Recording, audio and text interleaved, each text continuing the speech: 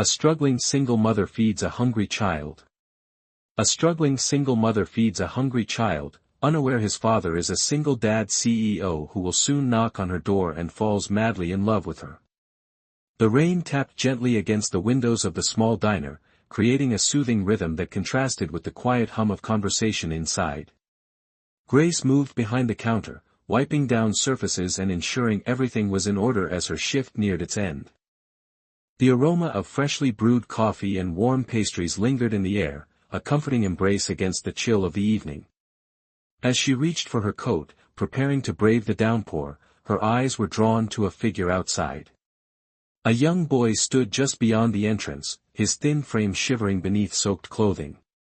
His gaze was fixed intently on the display of food, a mixture of longing and hesitation evident in his posture. Concern knitted Grace's brow. She retrieved her phone from her pocket and dialed home. "Hey sweetheart," she said softly when her daughter answered. "Mommy's going to be a little late tonight. Can you warm up some dinner for yourself, okay?" "Okay, Mommy," came the cheerful reply. "But hurry home. I miss you." Grace smiled, warmth spreading through her despite the dreary weather. "I miss you too, baby. I'll be home soon." Ending the call, she took a deep breath and approached the entrance, pushing the door open. The bell above jingled softly. The boy startled slightly but didn't move away. "Hey there," Grace greeted gently, crouching to his level. "Are you hungry?" The boy nodded hesitantly, droplets of water trailing down his cheeks, whether from rain or tears she couldn't tell. "Come inside," she urged, extending her hand. "Let's get you something warm to eat." He hesitated for a moment before placing his small, cold hand in hers. Grace led him to a booth near the counter, the vinyl seat cracked but clean. She fetched a towel from the back and gently draped it over his shoulders. "What's your name?" she asked as she moved behind the counter. "Leo," he replied softly, his voice barely above a whisper. "Nice to meet you, Leo. I'm Grace." She offered him a warm smile before turning to the nearly empty display case. Only one plate remained, a slice of meatloaf with a side of mashed potatoes. It was supposed to be her dinner, but she didn't think twice. She plated the food, ensuring it was warm, and set it in front of Leo. His eyes widened, and he looked up at her with a mixture of gratitude and disbelief. "Go ahead," she encouraged. Leo picked up the fork and took a tentative bite. A small, contented sigh escaped his lips as he chewed, the warmth of the food seeming to seep into his very bones. As he ate, Grace noticed his thin frame and the way his clothes hung loosely on his body. Her heart ached at the sight. "Where's your family, Leo?" she asked softly. He paused, lowering his fork. I got lost," he admitted, his voice trembling. Grace's maternal instincts kicked in. "It's okay," she soothed. "We'll figure it out together." She reached for her coat and gently draped it over his shoulders, the fabric enveloping him like a protective cocoon. "This should help warm you up." Tears welled in Leo's eyes as he looked up at her. "Thank you," he whispered. Grace's smile was tender. "Everyone needs a little help sometimes." As Leo continued to eat, Grace sat across from him, offering silent companionship. She had no way of knowing that this simple act of kindness would set into motion a series of events that would change both their lives forever. Grace unlocked the door to her apartment, the rusty knob creaking softly as she stepped inside. The scent of lavender-scented cleaner clung faintly to the air, familiar, homey, and humble. The apartment was small, barely enough for two, but it was theirs. A worn couch sat beneath a crooked window, and the kitchenette in the corner buzzed faintly with life. "Mommy!" Emma called out, her voice bright as she dashed from her bedroom in fuzzy socks and a too-big t-shirt. Her arms flung around Grace's waist. Grace crouched down to hug her tightly, inhaling the scent of her daughter's shampoo and the slight hint of crayon wax. "Hey baby, you eat already?" Emma nodded. "I had the leftover rice and eggs. I saved you a cookie though." Grace smiled, her heart swelling with both pride and guilt. "Thank you, sweetheart." She stood and placed her keys in the bowl by the door, shrugging off her now damp sweater. Emma trailed her into the kitchen like a shadow. "Mommy," she said thoughtfully, "do you help people every day at work?"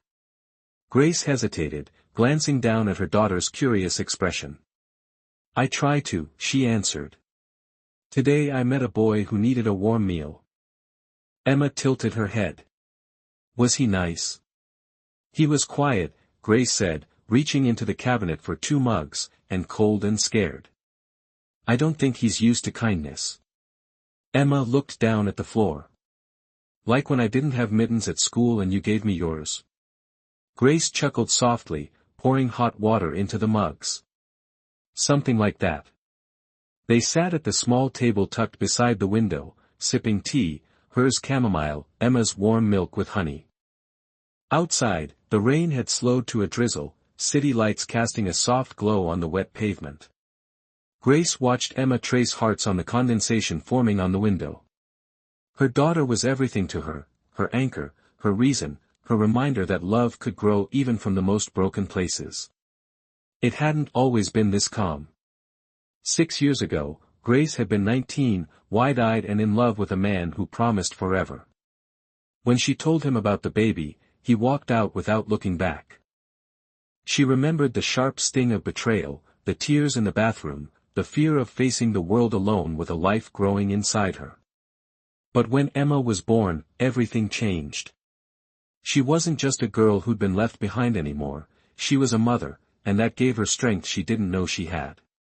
Since then, Grace had worked every job she could find, waitressing, cleaning homes, tutoring kids after school. She'd learned to stretch $1 so far it became an art form. Nights were long, her body tired, but she never let Emma see her break. What she lacked in money, she tried to make up for in warmth. Story time before bed was non-negotiable, so were hugs, songs during bath time, and pancakes shaped like stars on birthdays. Her friends called her selfless, but Grace didn't see it that way. "I'm just doing what moms do," she often said. "We keep the fire lit even when no one sees the smoke." Emma yawned, her head drooping onto Grace's shoulder. Grace ran her fingers through her daughter's hair, her thoughts drifting back to the boy at the diner. So many children in this world needed more than food, they needed to be seen, cared for, protected. Emma mumbled something in her sleep, and Grace whispered, "I got you." She carried her daughter to bed, tucking her beneath their threadbare blanket with gentle hands. Then she sat beside her for a while, watching her chest rise and fall in rhythm. She thought of the boy's eyes, how surprised he looked when someone chose to be kind without asking for anything in return. That kind of surprise always broke her heart. The world had forgotten how powerful a simple act of compassion could be. Grace hadn't, and she'd make sure Emma wouldn't either. As she turned off the light and crawled into her own bed across the room, she whispered to the darkness, "Stay soft, even when it's hard. That's how we survive." And in that tiny, quiet apartment, full of second-hand furniture and first-class love, the flame kept burning. The bell above the diner door jingled lightly as the lunch crowd thinned. The afternoon lull set in. Grace was behind the counter, sleeves rolled up, hands submerged in soapy water as she washed a stack of plates that never seemed to shrink. She was humming softly to herself, an old tune her grandmother used to sing. The sound floated in the quiet air of the half-empty diner, warm and familiar like the smell of fresh bread or the comfort of a wool blanket on a rainy day. Then the door opened. She glanced up, expecting a regular or a delivery, but instead, a tall man in a navy coat stepped inside, his tailored suit barely damp from the drizzle outside. Behind him stood a boy, wet curls and wide eyes, his expression instantly familiar. Leo. Grace froze for a moment, her fingers stilling in the sink. The boy saw her and smiled, that same bashful gratitude she remembered from yesterday shining on his face. "Hi," he said quietly, stepping forward. Before Grace could respond, the man beside him spoke. "My son," he began, his voice low and refined, told me someone gave him a warm meal and a warmer smile yesterday. Grace blinked. You're his father. The man nodded. Nathan Carter. He extended a hand across the counter. Grace wiped hers hastily on a towel before shaking it, her touch light, unsure. I'm Grace. Nathan smiled. Fitting. She tilted her head slightly, puzzled. He clarified, Leo said you reminded him of sunlight. Grace chuckled softly, brushing a strand of damp hair behind her ear. I think he was just cold and hungry. Anyone would have helped. I'm not so sure about that, Nathan said gently. An awkward pause stretched between them until Grace gestured toward a booth. Please, sit. Can I get you something? Hot chocolate maybe? Leo nodded eagerly. Nathan gave a soft chuckle and followed his son.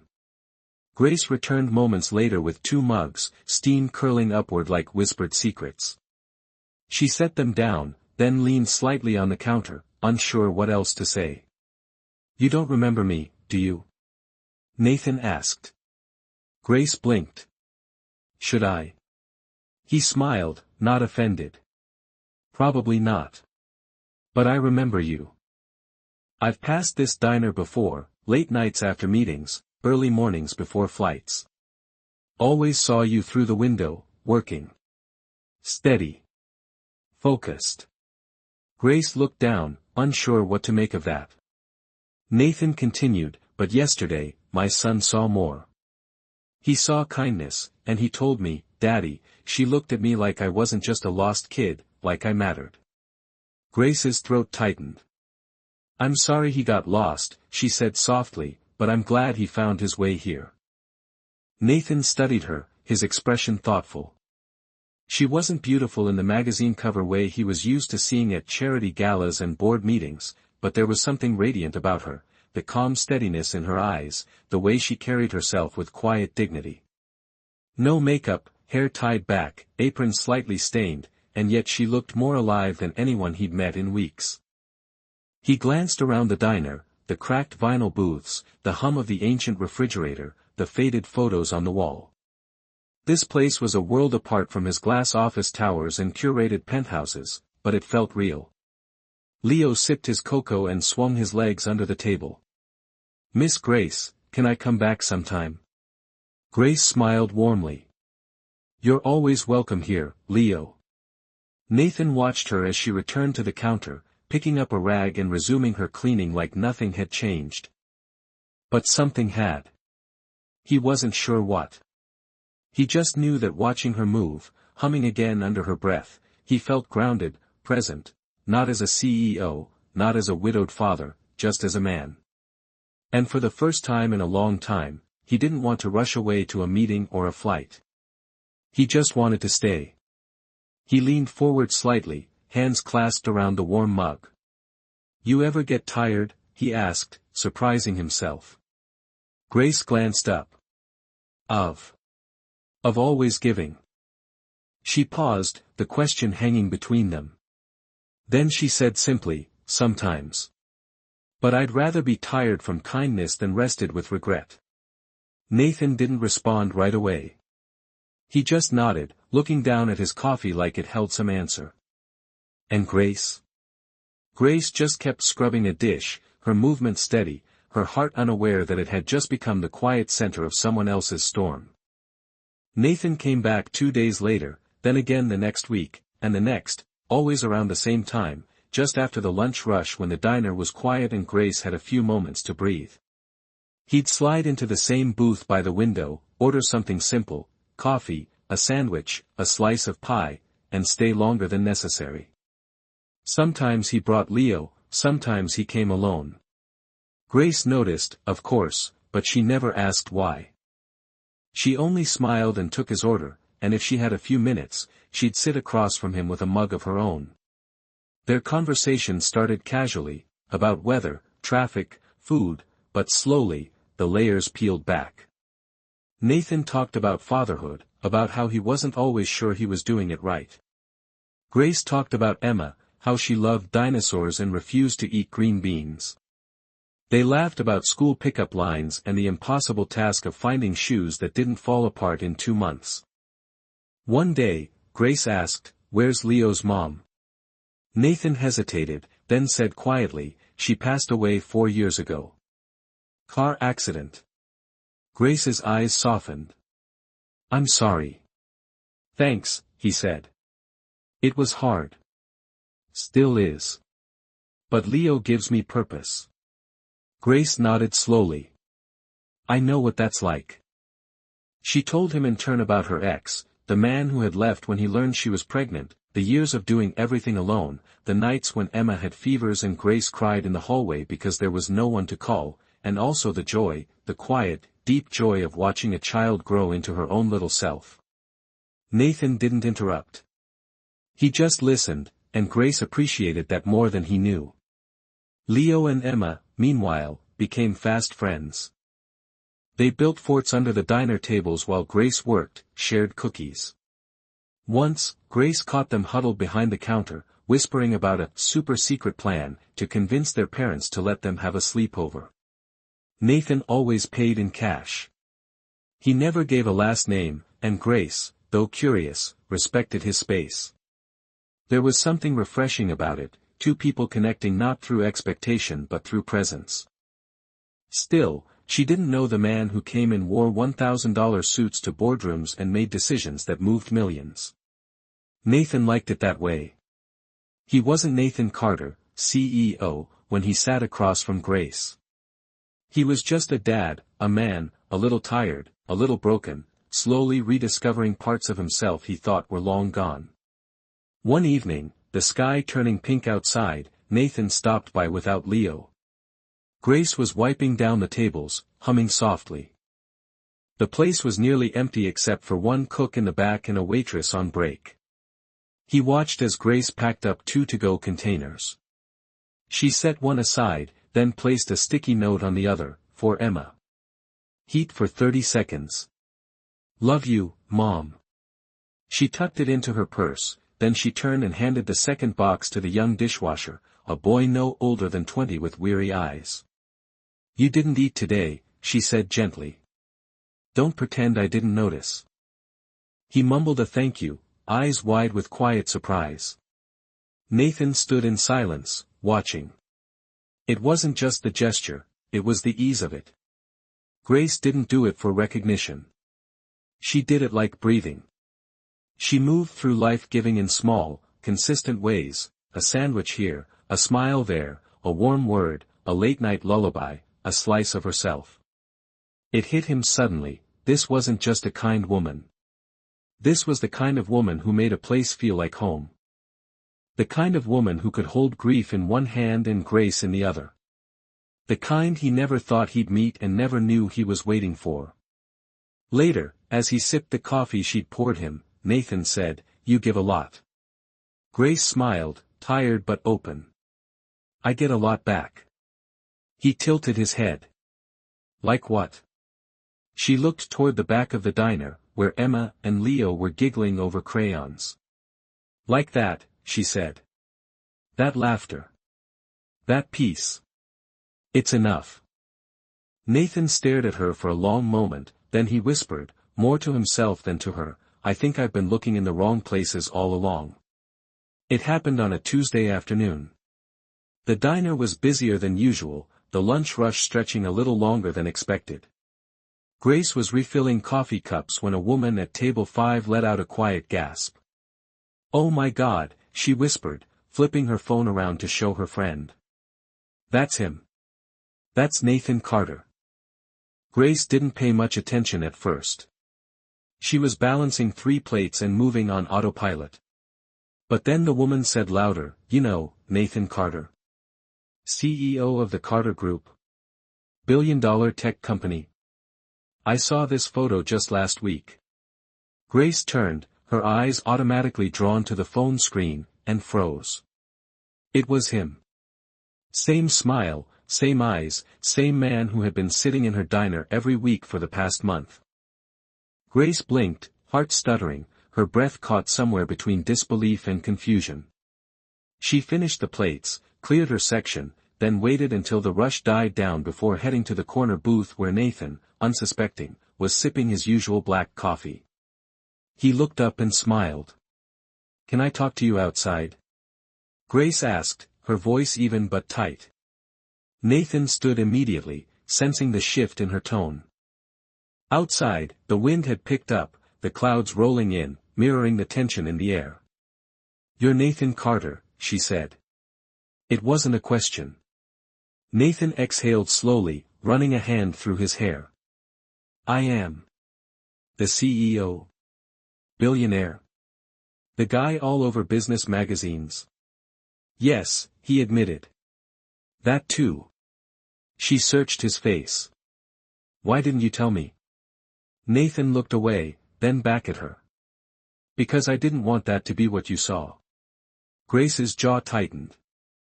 "You let me think you were just some quiet single dad, some stranger passing through." "I am a single dad," he said. "And I was passing through, until I met you." She shook her head slightly, emotion swirling. "So what was this? An experiment? See how the other half lives?" "No," his voice was firm, almost pained. "It wasn't like that, Grace. I was tired of being someone else in every room I entered, of people adjusting their tone, their words, their faces just because of a title. With you, I was just me, and for the first time in a long time, that felt like enough." Her eyes glistened. He stepped closer. "I didn't lie," he whispered. "I just withheld because I didn't want to ruin it." Grace looked down, then back up.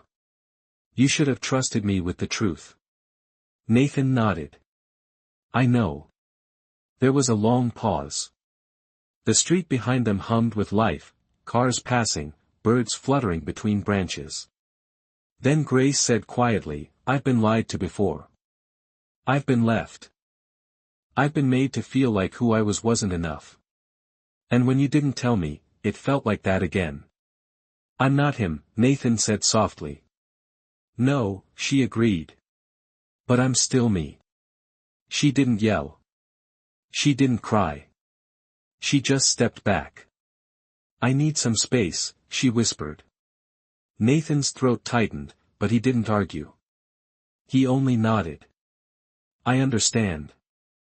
Grace turned and walked back into the diner, the bell chiming faintly behind her, and Nathan stood alone on the sidewalk, watching her disappear, knowing he had never wanted anything more than one more moment in her sunlight. The call came in the middle of a rainy afternoon. Grace had just finished wiping down the last table when her phone buzzed. It was Nathan. "Grace," his voice was urgent but steady. "I need your help. Leo has a fever. He's with the nanny, but I'm stuck in a meeting across town. Can you take him to the hospital?" She didn't hesitate. "Of course. Text me the address. I'm on my way."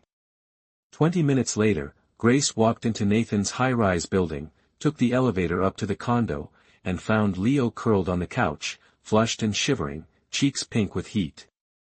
The nanny was clearly panicked. "He keeps asking for his dad," she said, "but I can't reach him again." Grace crouched beside Leo, gently touching his forehead. "I'm here, sweetheart," she whispered. "We're going to the hospital now, okay? I've got you." Leo didn't speak, just nodded weakly, his eyes half-lidded. Grace bundled him in a blanket, carried him down to her car, and drove through the rain, speaking to him softly the whole way. At the hospital, she stayed by his side through the check-in, the blood draw, the monitoring. She stroked his hair while he dozed, helped him sip water, talked the nurse into letting him lie in her lap. Hours passed. Grace never left. When the door to the hospital room finally opened again, Nathan stood there, drenched from the rain, his face pale with worry. He froze at the sight in front of him. Leo was asleep, curled into Grace's chest like a child who had known her forever. Grace was humming something under her breath, her fingers gently combing through his damp curls.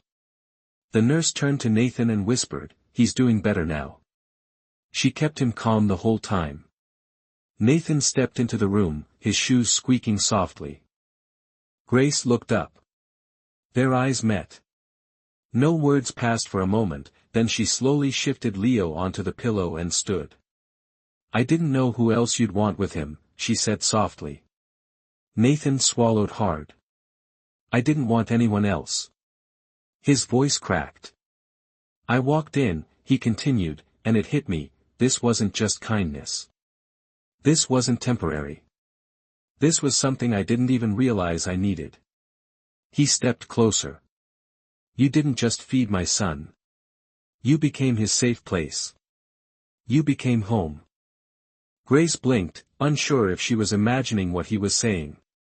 Nathan's voice was barely above a whisper. "You're not just someone who helped him once. You're the reason he believes people care."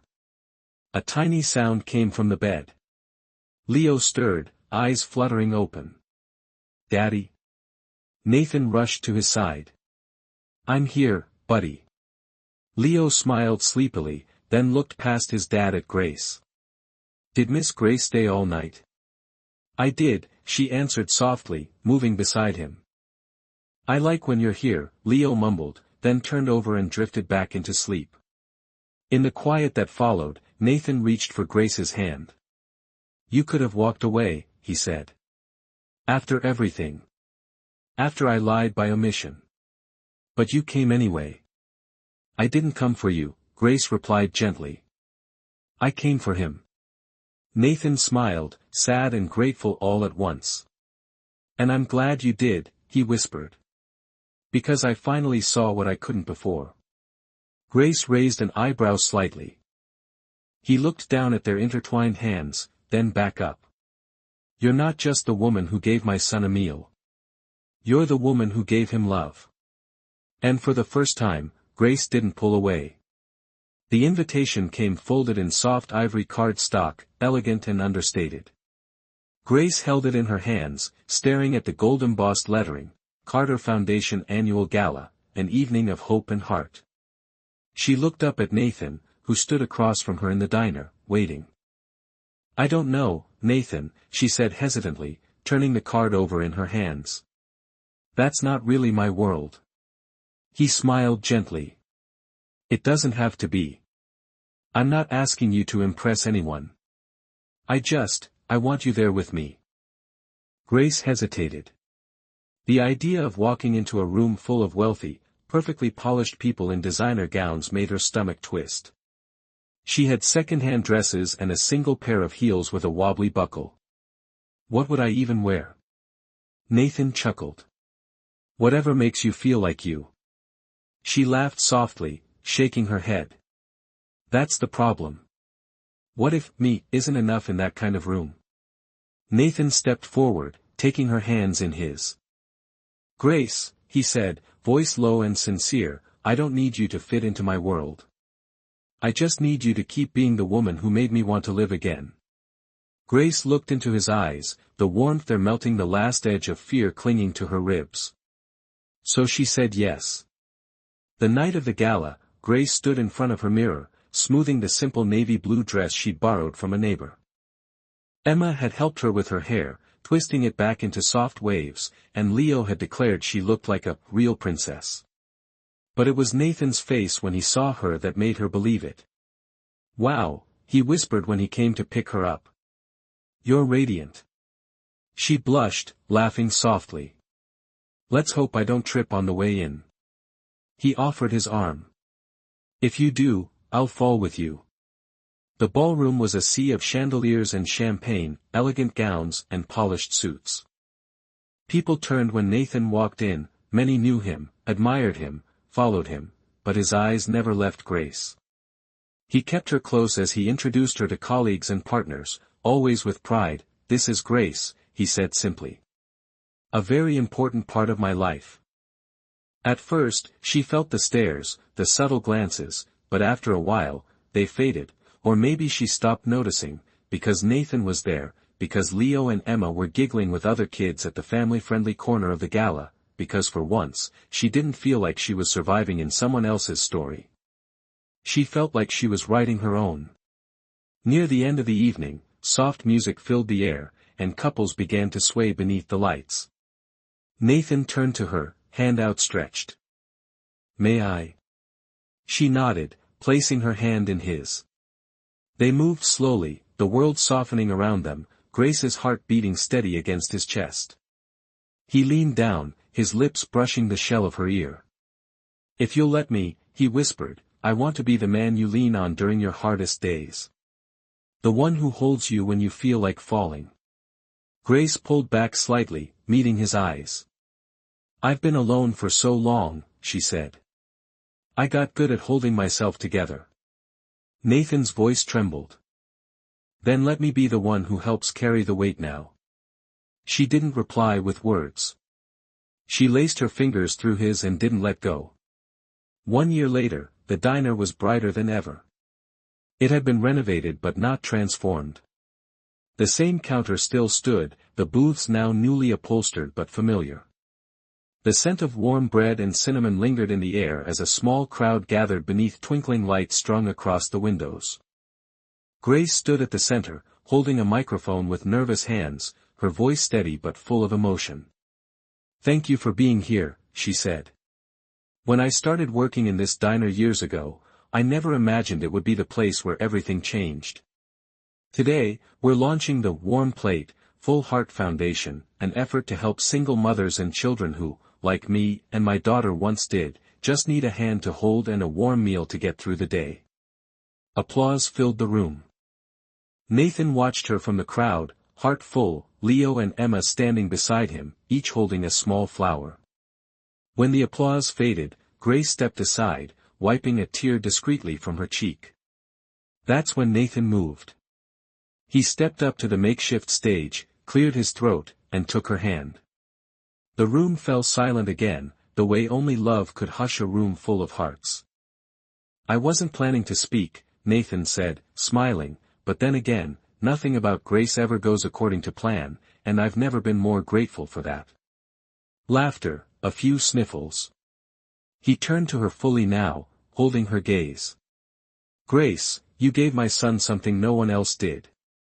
You gave him dignity, warmth, and love when you had so little to spare, and somehow, you gave me even more." He reached into his coat pocket and pulled out a small box. The room gasped softly as he dropped to one knee. "You gave us a meal, Grace," he said, voice breaking. "Now, would you give me forever?" A beat, then quietly, "Will you marry me?" Tears spilled down Grace's cheeks as she nodded, unable to speak through the lump in her throat. "Yes," she finally whispered. "Yes." Nathan slid the ring onto her finger, and Leo and Emma ran forward, throwing their arms around them both. The crowd erupted in applause and cheers, the little diner filled with joy so palpable it clung to the air like sunlight. 5 years later, a modest house sat on a hill at the edge of town, surrounded by tall trees and a garden full of wildflowers. The walls were lined with family photos, mismatched frames filled with laughter, scraped knees, bedtime stories, and lazy Sunday mornings. Inside, Grace flipped pancakes in the kitchen while humming a soft tune. Emma, now 11, helped slice strawberries. Leo, year older, set the table with practiced care. From down the hall came the sound of tiny feet. Ella, their 3-year-old daughter, burst into the kitchen wearing a princess dress and holding a crayon drawing. "Mommy, I made you and Daddy and me and the doggy." Grace crouched down, taking the picture with a laugh. "We don't even have a doggy yet." "Not yet," Ella insisted, "but we will." Nathan appeared in the doorway, tousled hair and reading glasses still perched on his nose. He smiled at the scene, his daughters, his son, the woman who saved them all, and walked over to kiss Grace on the forehead. "Story time after breakfast?" she asked. "Always," he replied. Later, as the kids played in the yard, Nathan and Grace stood on the porch, coffee mugs in hand. The wind rustled the trees, carrying with it the sound of laughter and squeals of joy. Nathan wrapped an arm around her waist, pulling her close. "You know," he said, voice low, "there was a time I thought I had everything." She looked up at him. And then I lost it all, he continued. But now I know better. He kissed her temple. Now I just have you and them and this. This is everything. Grace rested her head against his chest, the steady beat of his heart the only rhythm she ever wanted to follow. And in that moment, beneath the morning sun, with the world still sleepy around them, they stood not as survivors of broken paths but as builders of something whole, a home, a family, a love story that began with a plate of food and became a lifetime. Sometimes, all it takes is a single act of kindness, a warm plate, a gentle smile, a simple yes, to rewrite the course of a life. Grace didn't give to be noticed. She gave because it was who she was. And in doing so, she didn't just feed a hungry child. She fed a future, a family, and a love story destined to last a lifetime. If this story touched your heart, reminded you of the beauty in everyday kindness, or simply made you believe in second chances, please like, share, and subscribe to Soul and Real Stories, where every tale is a reminder that the smallest actions can lead to the most life-changing moments. Until next time, keep your heart open and your hands ready to lift someone else.